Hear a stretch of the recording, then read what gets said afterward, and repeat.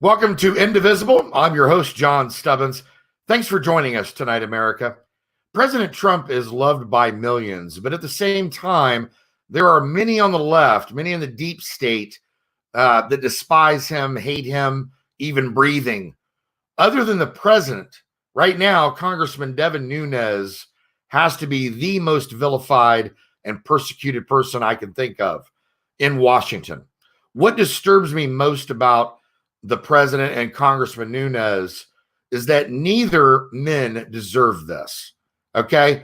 And Democrats, America-hating anarchists on the left, they hate good men like Congressman Nunes because they tell the truth.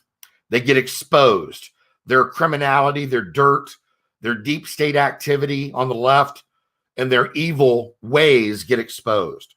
I want to welcome onto the show ranking member, House Intelligence Committee, Congressman Devin Nunes. Thanks for joining us tonight, Congressman Nunes. Hey, John, great to be with you. Thank you so much.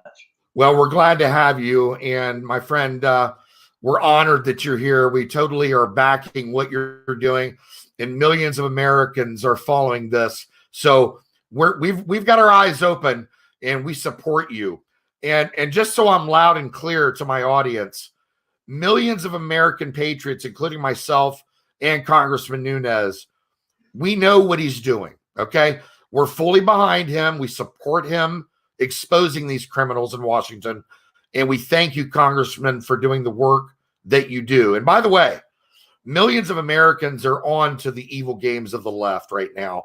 They've started to open their eyes about Hillary Clinton, Obama, his administration, Adam Schiff, Pelosi, Schumer, Clapper, Brennan, and all the rest of the swamp rats. So we don't care on this show if they don't like the pushback.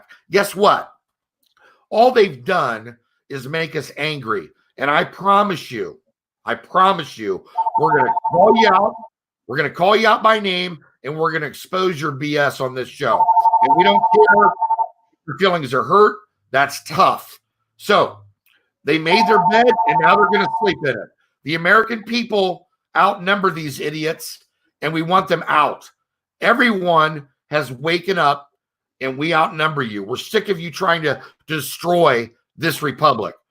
Congressman, Joe DeGeneva said last week that FISA court ordered the target list, which shows they suspect that the FBI has a pattern here of seeking political dirt.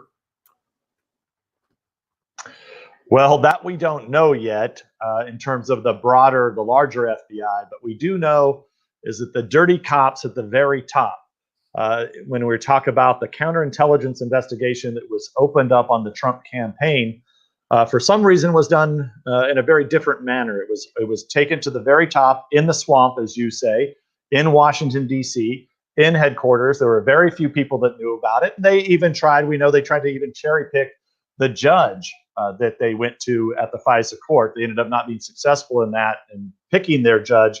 But ultimately, they did end up getting exactly what they wanted, which was a warrant to spy on Carter Page, which in my estimation, we won't know this until a full investigation has been done, they likely went in and spied on multiple people within the Trump campaign. And I think you have to expect the worst because, I think these guys are capable of really nasty things. But what I found is they far exceed even my expectations. And my expectations of what these guys will do is pretty high. So, but gradually, what you find is the more that guys like me, and thank you for your kind words at the opening of the show, but what you have to remember is if they're attacking me, that is, obviously it's not great for me. It's not great for my family. It's not great for my constituents that I represent. but it does tell you one thing. It means that we're right over the target.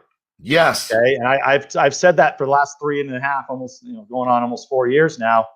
I said that from the very beginning. Look, if they're shooting at me, that means they don't like what I'm doing. That means they're guilty. And sure enough, all the times they shoot at me, I shoot back.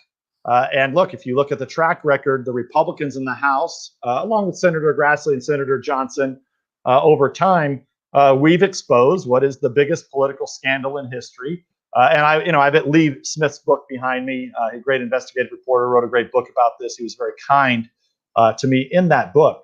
But what I would say is, if it wasn't for Lee Smith and many other investigative journalists, and Lee would tell you this too, there's so many that did such good work, including citizen journalists, people who aren't skilled or trained in being journalists, that just took to Twitter and started combing through FOIA requests. They started combing through documents, and it's amazing how much we learn by the. I was going to say Sarah Carter.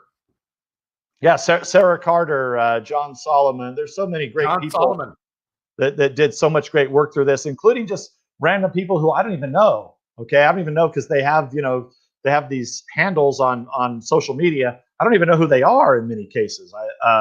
But they did great work, and that's really the key here. That's why I don't mind spending my time coming on your show. Just the more people we get involved in journalism and trying to cover stories and get facts out to the American people, the better. Yes, sir. And I saw that Chuck Grassley and Ron Johnson had renewed calls even this week on the Steele dossier and on FISA transparency. It's interesting. Mark Levin also said this week that there is now, without a question, overwhelming evidence that the Obama administration spied on President Trump even before he was elected. We know this. Sarah Carter, John Solomon, they exposed this along with you, Congressman. So it's not even in question. What is in question is getting the information to the American people. Mm-hmm. Well, I would say this, that if you remember, one of the first times that I went publicly with malfeasance that still has yet to be properly investigated was when I said that there were unmaskings that were occurring in intelligence reports of Trump transition officials.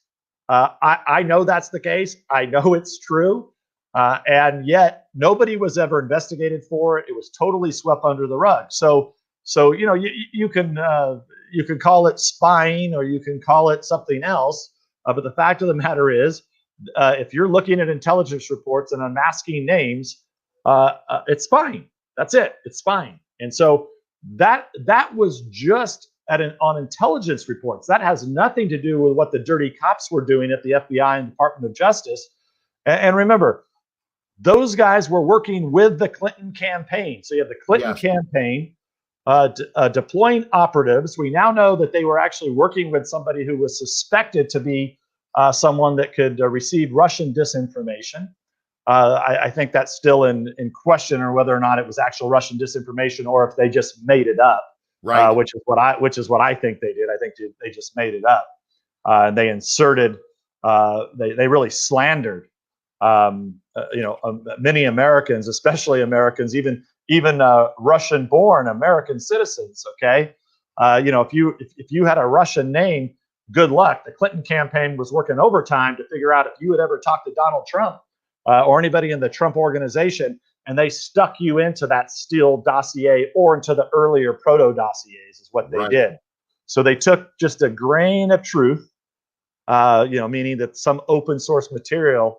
But God forbid, if you had a Russian name, you were all over their slander. Then, of course, what they did to Carter Page and George Papadopoulos, who were junior volunteers really on the Trump campaign.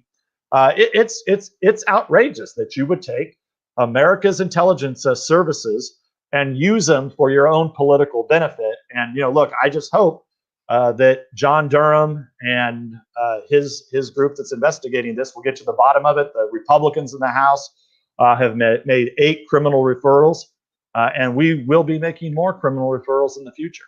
I can't wait for that, Congressman. And, you know, I spoke with Carter Page privately at CPAC, and that's obviously when I saw you as well. But, you know, I talked to Carter about that, and I've been messaging back and forth with Carter. We're trying to get him on the show, and hopefully we can get him on, because America needs to know his story, and they will. Real quick, before we take a quick break, I want to find out, you had told One American News that members of the FBI were already experts by the time they tried digging up dirt on President Trump's campaign advisor, Carter Page, that through the FISA warrants to leak to the media right before Election Day. Can you tell our audience a little bit about that, expound upon that? Yeah, so let me kind of walk through that. So what we know from the Horowitz report is we know kind of who some of those dirty cops were, what they were up to, what they were willing to do. That's from the Horowitz report just on the Carter Page FISA. At the same time, this has not really been reported on because we've been in the middle of this coronavirus pandemic. So there hasn't been a lot of reporting on it. But what Horowitz also came out with just a few weeks ago was that, in fact, they went back and looked at about 36 or so FISA warrants, and every single one of those was fraudulent to some degree. They didn't follow the proper protocol. So what I mean by when I say that they were skilled at it, they knew exactly what they were doing. They had been doing it. They hadn't been following the rules. They've been breaking every rule under the sun. And then when you move it to the very top with just the people who had been doing it for a long time, these were the people at the top of the pyramid, right? Strzok and Page and those folks, they knew exactly what they could get away with. Just like, to my earlier point, they knew exactly when they were unmasking Trump transition officials, they knew they could get away with it. And look, they did. They got away with it, right? Because at the end of the day, I outed them. I got accused. I was actually the one that was investigated because I got accused of leaking classified information, and I had to spend nearly a year under a bogus ethics complaint, had to spend tens of thousands of dollars to defend myself. But you know, the people that we now know, there were many in the Obama administration who were doing these unmaskings for no reason whatsoever. They'd have no reason. This is the end of an administration. You don't need to be seeing, you know, who the Trump campaign or the Trump transition officials are speaking with. It's outrageous. But look, because we had, you know, all the dirty cops that were there at the beginning, and you had General Flynn was fired at the very beginning of the administration, which I think was an unfortunate chain of events that happened. They were able to, you know, sweep all of that under the rug. Those people are not going to be held accountable, unfortunately. Now, I don't want your viewers to get upset, because I do have faith that Durham is going to at least get to the bottom of this entire spectacle that we had with the Trump campaign, from when they opened this investigation, likely in 2015, up to when the Mueller team finally came to a crash and burn ending in July. Well, you know, I had Sidney Powell on the show a couple weeks ago. I love Sidney. She's a good friend of mine, and we discussed General Flynn's case. So I'm very familiar with it, with that case as well, and the whole Covington linkage there. And by the way, before we go to break, I just want to tell you, I hope that you win your lawsuits against these people that have smeared you. We'll be right back, America, with Congressman Devin Nunes.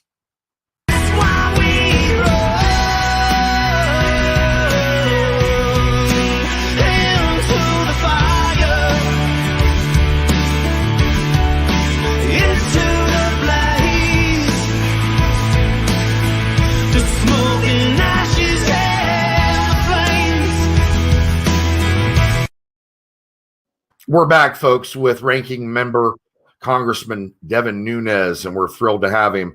You know, Attorney General Barr said that President Trump was also right in dismissing the intelligence community IG, Michael Atkinson, which, if people are not aware in my audience, this IG's nonsense led to the recent impeachment hearings, which led to, you know, liars Adam Schiff and Nancy Pelosi and Nadler, when they were all ignoring coronavirus, by the way, America, and from entering our hemisphere, and instead they were focused on impeaching President Trump.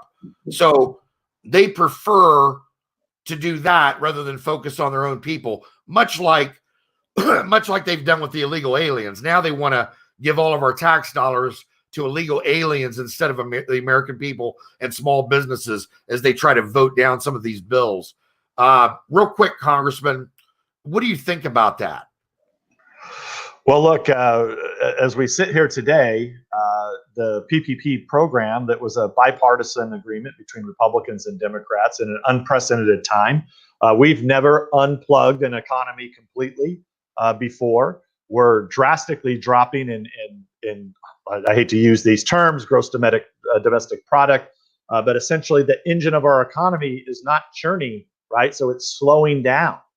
Okay, so we're no longer making things in this economy like we're supposed to, because people, aren't doing the things that they do in their everyday course of business. Whether it's any type of manufacturing, some types of construction, people that work in retail industry across the board, tourism, et cetera, et cetera. Now, look, I say all that knowing that, just I have to always be careful of fake news. I'm not saying, and I've been actually very clear that this is a very unusual, very contagious virus. I've been saying that for a month and a half, and that's why now we're beginning to learn it might just be the most contagious virus in modern history, because it just might have been in the hands of the Chinese Communist Party government. Yes. So I say all that.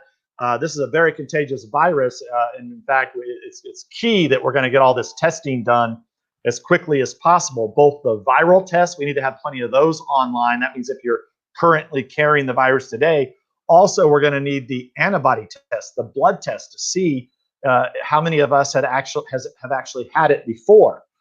Because if there's not a vaccine in the foreseeable future, we still are going to have to get the country back to work. Or what happens is the people that might suffer from, which is a horrible thing, suffer from the coronavirus, we're going to have other people that are going to suffer in far greater numbers. And that's what you have to weigh. That's the challenge that the Trump administration has today that they're trying to figure out. So, as we sit here, right now we're trying to figure out ways to open this government back up. Some states and cities are going to be in better shape than others. I would say my personal advice that I'm giving to my folks locally here is that, number one, we got to make sure that we have enough tests. We need tests everywhere so that anybody that has any of the symptoms of this need to get tested immediately, because we know how contagious this is, so that we can quickly isolate them at their home or somewhere else. And then I think you're also going to have to look at how we're going to hold these folks. Like it's probably not a good idea unless your local hospital is set up for it, specifically set up for it with a separate type of ward that's that's isolated from the rest of the hospital. We may have to look at, okay, do we set up regional centers? Yes. One of the things that we've learned here is that not a lot of people and I say not a lot of people in the percentage wise that test positive for this end up in the hospital. The problem is those that do end in the hospital are very, very ill. And so we might need to we don't need to close down, like what we have right now is the hospitals are running half empty. And so what's happening is people that need treatment for cancer and other things, knee replacements, all of that, all that's been put on hold. And so what I think we're going to have to do in the future is ensure that we're isolating, because of the contagious nature of this virus, have a plan in place if there's an outbreak, that you have somewhere to take these people to that are going to have ICU treatment that's not in your major regional hospital. Or you have to make sure your major regional hospital is set up for it. Those are the types of things that we're going to have to be thinking through. I think those counties and big cities that are most forward thinking are going to be the ones to get the economy growing the fastest. And that's what we're going to need, because we've got to get back to work. Everybody depends on it. It's not just It's all of us. All of us are essential, whether it's our families, our neighbors, our friends, even the whole global economy. Everybody's got to get back to work. No doubt about it. Amen to that. And by the way, the coronavirus and the cover up by China and how this came out of Wuhan obviously is going to need to be delved into, as they obviously kept the CDC out of there. And we know now that we cannot trust the World Health Organization, as it were. Real quick, Congressman, in relation to getting people back to work, the farmers, not only out in California, which I know that you're heavily involved with as a farmer yourself, but nationwide, you're hearing stories about meat shortages coming up, milk and dairy having to be thrown away, the fishing industry struggling. What are you hearing on that front with your ear to the ground? Mm-hmm. So you can see I have my little tractor. Actually, it's that one.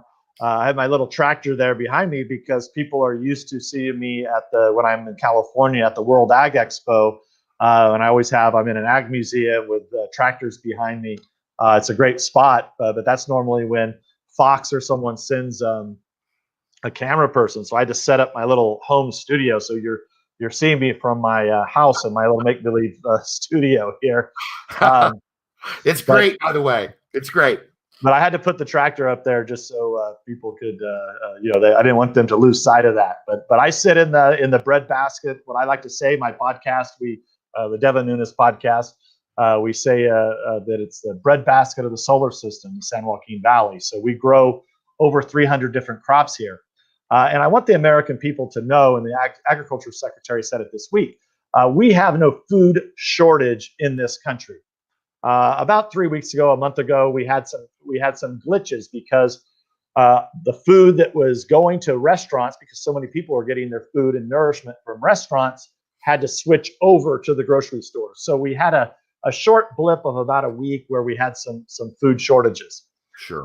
There's no shortage of actual food, though, in the United States of America. Okay, I want to make sure that's clear. Matter of fact, we produce more in this country than what we can eat. Food and agriculture products are one of our largest export products. Okay, so with that said, but there still are some challenges. So depending on where you're at, if you have an outbreak somewhere, and that's what we're seeing some plant closures or plants that have to be idle for 2 or 3 days, plants that create beef, dairy plants. We saw that with Smithfield Meats. Yes, and so that is a concern. You could have an outbreak in a distribution center somewhere, but I think I feel confident now that we've moved enough of our generating capacity to the retail side that I think we're fully prepared now to meet any demand that may come to a grocery store. In fact, one of the things that I've been saying now for a month since I've been back home from Washington, I arrived back home here to see people just standing in these huge lines at these grocery stores at Costco and other places. Yeah. And I said, I told the state leaders and the national leaders, I said, what the hell's going on here? I said, you got to stop this. I mean, if your guidelines are that we shouldn't be in gatherings greater than 10, why are you panicking people to go to the grocery store? Right. And you want to talk about fake news, they took my words out of context and essentially said that I was telling people to go to restaurants. Well, the reason I was telling people to go to restaurants was the restaurants were empty. And I said, you don't got to go buy thousands of dollars of food at a grocery store. Just go to your restaurant. They're empty. But speaking of fake news, they just went wild with that. It's almost like a fusion GPS Clinton campaign run operation. And so I will be bringing more lawsuits. And so that's the one thing I keep telling these guys. If they want to slander me and they want to defame me, go ahead. But you're going to see me in court. I hope you have a good policy. And as you know, many of these companies, these media companies, the legacy media companies, are going broke. And so, I think a lot of these reporters that are just hatchet, I call them little rats for the Democratic Party. What they're doing is that they think they're invincible. right? So, and I don't know what they think that, that just because your company is bankrupt doesn't mean that you can't be sued for defamation. Right. And so, the bad part about it is I've got a lot of things on my plate, but nothing is more important than ensuring that we have a true democratic process where I don't have to go out and deal every day, literally minute by minute, with defamatory and slanderous statements. And so, I keep telling them, you keep bringing the defamation, I'll keep bringing you to court. And the surprising part about it is that none of them want to meet me in court for some reason. Of course not. Of course not. They all seem to find a way to get around meeting me in court, and I can't imagine why that is. They delay, they file bankruptcy, they delay. I'm just waiting for one of them to actually meet me in court and before a jury trial. It's crazy because they can't help themselves, can they? It's like, and you bring up a great point, and I know Sean Hannity hits on it all the time. Journalism is dead, right? And, there's real truth to that, because you wonder, how do these people get their degree? Well, we know how, because the colleges are indoctrination centers that are encouraging them to be fools. Yeah, well, and they're just leftists. I mean, that's the problem. And look, it's their right to be leftist, but what we have to do is we have to continue to educate the American people. We have to. One of the things I'm trying to do is prop up citizen journalists. I don't know if you like being called a citizen journalist, but I think people that are out doing work like what you're doing, whether it be a talk radio show, podcast, YouTube video, whatever it may be, we need to give folks that really want to get to the bottom and get answers to things. We need to give them an equal audience to what you would see in other places. Because kind of the legacy media companies are wholly owned subsidiaries of the far left and the extreme left. Well, and that's a big problem. Well, we're hoping that this show actually gets picked up by Fox.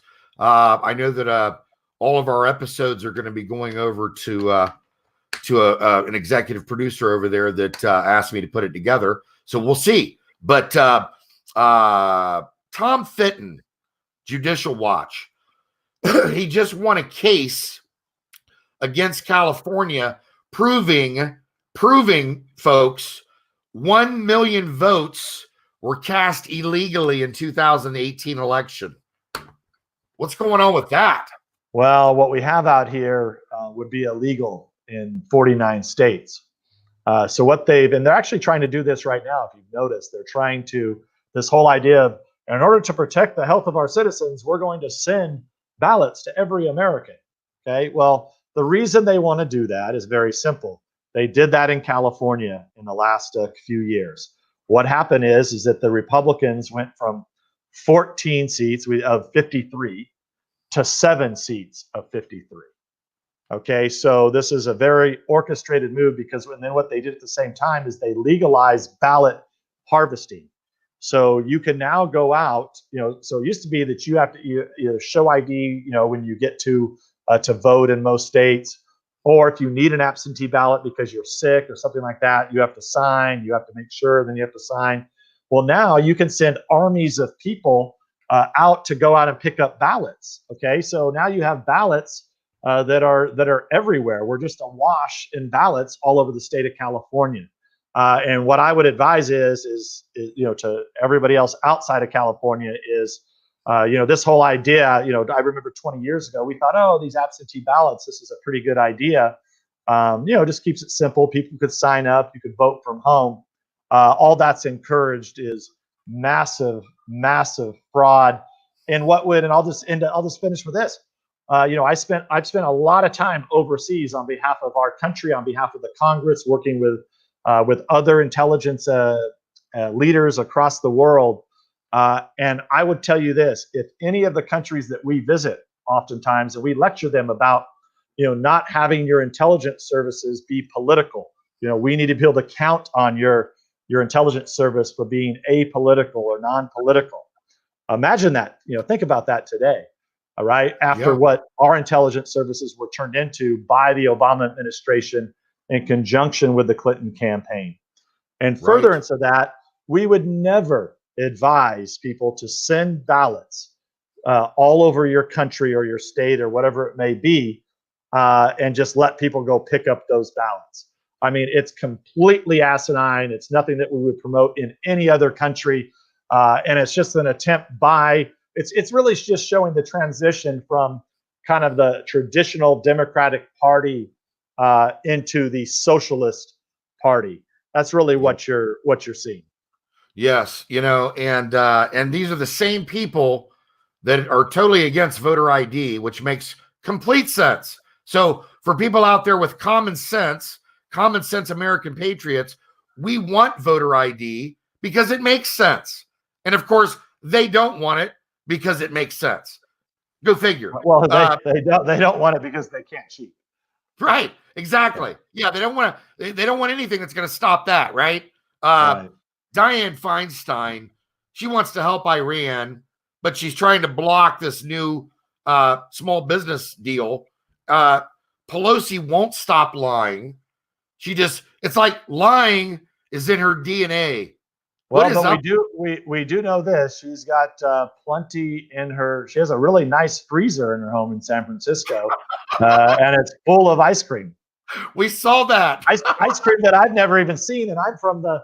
I told you I'm in the breadbasket of the solar system. I actually also have nearly every milk company you can imagine around here. We actually have a lot of farms, dairy farms in this area. So we have, all sorts of ice cream and milk bottling companies and cheese plants.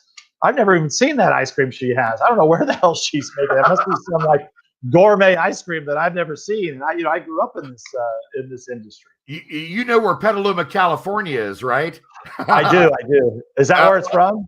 Yeah, a lot of dairy farms. I actually lived there for a couple of years, and I had friends that their parents had dairy farms. So I'm very. We probably know some of the same people because I went to school with a lot of guys up there. There's fewer and fewer farms up there as it's kind of you get that Bay Area encroachment, but it's a beautiful part of the world. It is. It is. Real quick, and then we'll let you go here in just a second, Congressman. I saw today that Mendocino County had banned churches from singing while they record videos of their services. Did you see anything about that? No, I didn't see that, but my God. My God. It's just they've just gone totally nuts. I mean, and look, we've got another. There's 58 counties in California, of which though over half of them are actually still conservative, believe it or not, but they're actually pretty small. But what's happened is a lot of the big cities and the big counties have been overrun by socialists. And with no media, it's becoming worse and worse because, young people just don't know what the hell the truth is because it's so easy to just watch TV and think, oh, well, that's cool. And, let them bash Trump, let them bash the mean Republicans. In the meantime, nobody's realizing what the hell's going on around them. Right. This is not just as easy as, hey, we'll just all lock ourselves in our houses and nobody has to go to work. It doesn't work that way, and there's massive devastation in front of us the longer it takes us to get past this pandemic. Yes, it is. You're absolutely right, Congressman. It's been an honor having you on my show, and I hope you'll come back. Thank you. Again, we're fully behind you. We support you. There's a lot of people that I know, powerful people that are rooting you on, and pretty much everybody I know. So, well, thank you. Yes, patriots like you, we're going to support you all the way down the line. And if they want to fight, we'll give them a fight. Okay. God bless you and your family, Congressman Nunes. Thank you very much. Thanks for having me on today. We're going to take a quick break. America will be right back.